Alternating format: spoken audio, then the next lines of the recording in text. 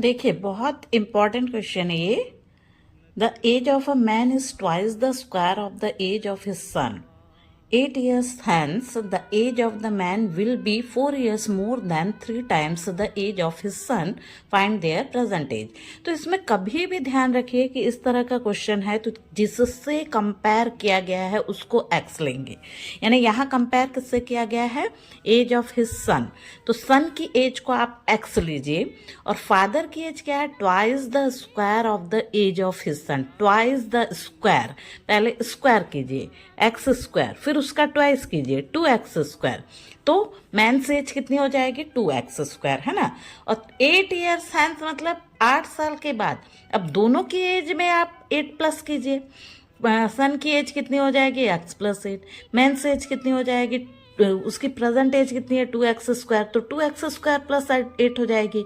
अब अगला क्वेश्चन क्या बोल रहा है कि 8 साल के बाद मैन की एज कितनी हो जा रही है? 4 years more than 3 times the age of his son. उल्टा चलिए, 3 times, पहले 3 times कीजिए उसकी 8 years बाद की एज की, मतलब x+8 का 3 times किया, फिर उसमें +4 कीजिए। मतलब 3 में ये वाले जो 3x+8 है उसके बाद आपको +4 करना है। वो एज होगी 8 साल बाद की मैन की एज की। अगर आपने इधर तक बना दिया तो आपका काम खत्म, मतलब आधा काम खत्म।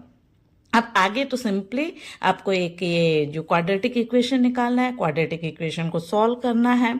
जो वैल्यू सही है उसको लिखिए और जो वैल्यू रिजेक्ट हो रही है उसको रिजेक्ट कर दीजिए। मतलब ये क्वाड्रेटिक इक्वेशन क्या आया इसको सॉल्व करने पर? 2x² + 8 = 3x + 24 + 4। मतलब इसको पूरा आपने सॉल्व किया तो क्या आया? 2x² - 3x - 20 = 0। आपका 20 × 2 कितना हो गया? -40 हो गया। मतलब -20 × 2 -40 हो गया। -40 को 2 पार्ट में डिवाइड किया, -8 और +5, और उस तरह से मिडिल टर्म स्प्लिटिंग से आपका x की वैल्यू आ गई 4, दूसरी x की वैल्यू आ गई -5/2, दैट इज रिजेक्टेड। तो सन की प्रेजेंट एज कितनी आ गई? 4, और फादर की प्रेजेंट एज 2x², मतलब 4 का स्क्वायर 16, 16 2 = 32। ठीक है, बहुत इंपॉर्टेंट क्वेश्चन है, ध्यान से कीजिए। Thank you.